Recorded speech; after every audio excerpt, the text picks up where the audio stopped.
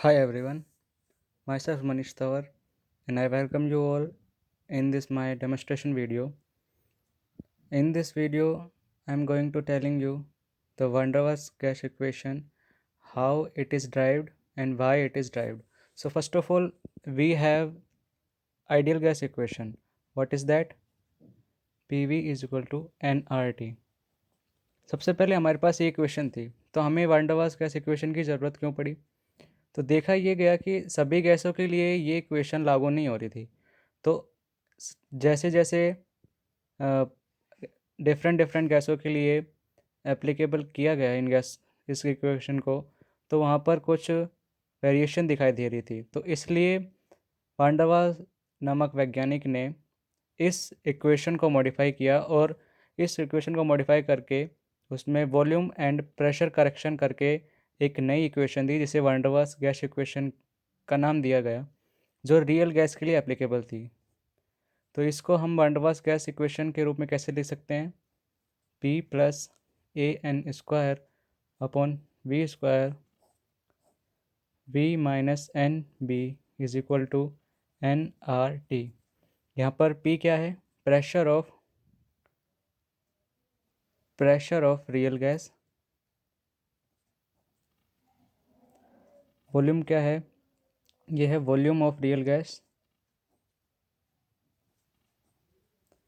And यहाँ पर A and B ये दोनों है van der Waals gas equation constant, van der Waals constant. So how this equation is derived? So in this demonstration video, I will be discussed in brief. So van der Waals ने दो तरह के modification दिए। First is pressure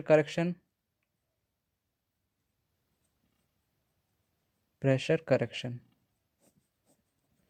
so initially जब ideal gas थी तो हमने ये माना था कि गैस के सभी अणु जिस भी कंटेनर में या जिस भी जिस भी कंटेनर में होंगे उसके वॉल्स पे इक्वल प्रेशर एग्जर्ट करेंगे। Every gas particle exert equal pressure. But जब रियल गैस के केस में देखा जाता है तो क्या होता है कि सभी gas particles equal pressure exert नहीं कर रहे होते। Let's suppose we have a container and इसमें गैस भरी हुई है एंड जिसके गैस पार्टिकल मैं डॉट से रिप्रेजेंट कर रहा हूँ। So these are the gas particles. If we talk about a gas particle like this, so this particle is attracted by every gas particle which is surrounded this gas particle, but this particular gas particle, like suppose this gas particle is attracted by this gas particle, attracted by this and this. So according to ideal gas equation,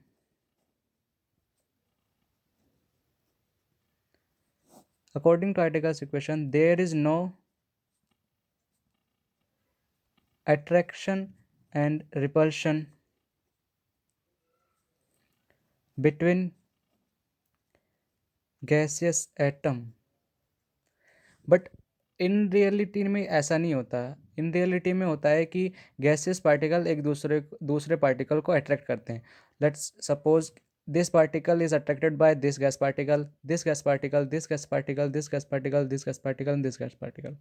so it is attracted by all the gas particle which is surrounded this particular gas particle.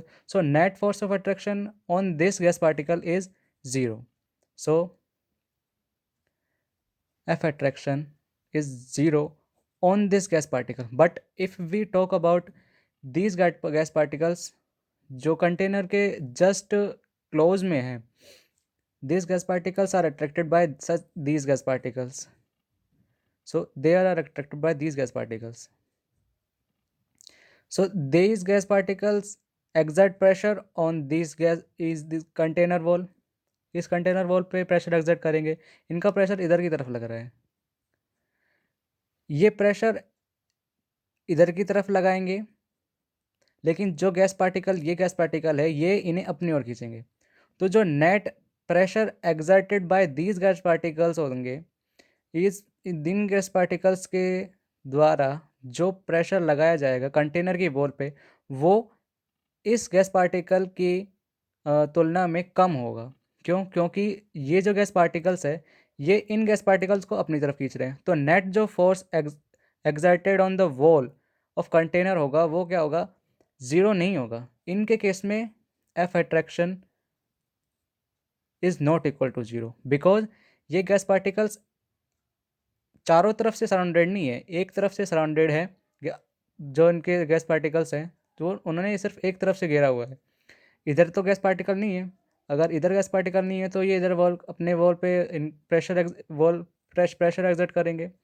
तो ये जो pressure होगा वो इसकी तुलना में zero नहीं होगा, क्योंकि इसके केस में क्या होता है, चारों तरफ गैस पार्टिकल्स है, वो जितना अट्रैक्शन इसकी तरफ से होगा उतना इसकी तरफ से होगा, तो काउंटर बैलेंस हो जाएगा। इसकी तरफ से इतना होगा, इसकी तरफ से इतना होगा, इसकी तरफ से इतना होगा, वो ये काउंटर बैलेंस कर देगा। जितना फोर्स ये लगा रहा है उतना फोर्स ये लगा रहा है, तो काउंटर बैलेंस हो जाएगा। तो ये इसका चारों तरफ का फोर्स तो काउंटर बैलेंस हो गया, लेकिन इसका काउंटर बैलेंस नहीं हुआ। इधर की तरफ अगर जितना फोर्स लगा है इधर उतना फोर्स नहीं लग रहा, तो ये इधर की तरफ तो फोर्स लगाएगा, लेकिन इधर जितना ये फोर्स लगा रहा है उतना तो इधर जितना लगाएगा, तो काउंटर बैलेंस नहीं हो पाएगा। तो इस तरह से रियल गैस के केस में जो एक्चुअल प्रेशर देखा गया, in pressure in real gas is less than pressure of ideal gas, because in ideal gas there is no force of attraction between the gas particles, so every gas particle exert equal amount of pressure on the container wall. But in case of real gas there is attraction between the gases atom, so those atoms which are present nearby the container, only those particles exert pressure rather than those particles which are present in middle. So such particles exert जितना ये atom pressure exert करेंगे उतना ये pressure exert नहीं करेंगे, because ये gas particles हर every gas particle जो इसके सराउंडेड कर रहा है उन सब से काउंटर बैलेंस होकर इस पर जो नेट अट्रैक्शन होगा वो तो जीरो हो गया, तो ये तो उतने ही वेग से प्रेशर लगाएगा। बट ये जो गैस पार्टिकल्स है इनको इनके अपोजिट वाले गैस पार्टिकल्स है वो खींचेंगे, तो इनके द्वारा जो प्रेशर होगा वो कम लगेगा। तो इस तरह से जो प्रेशर होगा रियल गैस के केस में वो कम होगा in case of ideal gas. तो इन दोनों को जब हम इक्वेट करेंगे तो हमें जो रियल गैस का प्रेशर और आइडियल गैस का प्रेशर को जब इक्वल करना होगा तो हमें रियल गैस के प्रेशर में कुछ करेक्शन टर्म जोड़ना पड़ेगा। तो इस तरह से हमें रियल गैस के प्रेशर में कुछ प्रेशर जोड़ना पड़ेगा। लेट सपोज हमें रियल गैस में कुछ प्रेशर जोड़ना पड़ेगा, तभी वो आइडियल की सिचुएशन के बराबर आ पाएगा। तो इस तरह से बताया कि ये जो प्रेशर करेक्शन टर्म है वो किस पे डिपेंड कर रही है, इसके मतलब जो पार्टिकल्स कंटेनर के जस्ट टच में हैं उनके यूनिट डेंसिटी पर, दैट मीन्स जो प्रेशर है, जो प्रेशर करेक्शन टर्म है वो किस पर डिपेंड कर रही है, इन गैस पार्टिकल्स पे, और जो गैस पार्टिकल्स इनको अट्रैक्ट कर रहे हैं उन दोनों गैस पार्टिकल के यूनिट डेंसिटी पर डिपेंड कर रही है। दैट मीन्स जो प्रेशर है वो किस पे डिपेंड कर रहा है, एन अपॉन वी पर। यूनिट डेंसिटी क्या होगी? N upon we. सो ये तो हो गया gas particles which are attracted, which are attracted, and जो gas particles which are attracted, and जो गैस पार्टिकल्स जो इनको अट्रैक्टेड कर रहे हैं उन उन पर भी डिपेंड करेगा जो प्रेशर करेक्शन टर्म है, gas which is being attract.